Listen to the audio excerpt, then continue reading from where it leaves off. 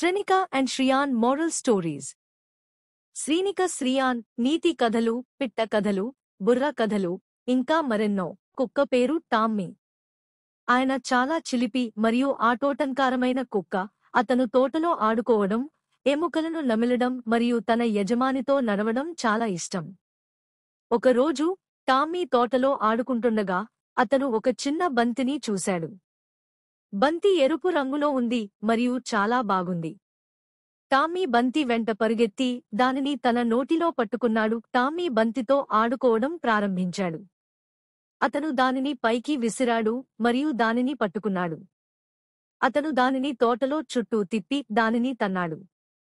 టామ్మీ బంతితో ఆడుకోవడం చాలా ఆనందించాడు. కొంత సమయం తర్వాత టామ్మీ యొక్క యజమాని తోటకు వచ్చాడు.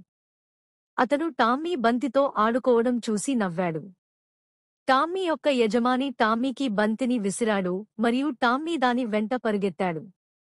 టామ్మీ మరియు అతని యజమాని బంతితో కలిసి ఆడుకున్నారు మరియు చాలా సరదాగా గడిపారు. టామ్మీ మరియు అతని యజమాని బంతితో ఆడుకోవడం చాలా ఇష్టం. వారు దాన్ని ప్రతిరోజూ తోటలోకి తీసుకువెళ్లి కలిసి ఆడుకునేవారు. బంతి వారి స్నేహం యొక్క గుర్తుగా మారింది మరియు వారికి ఎల్లప్పుడూ సరదాగా మరియు ఆనందంగా ఉండేది.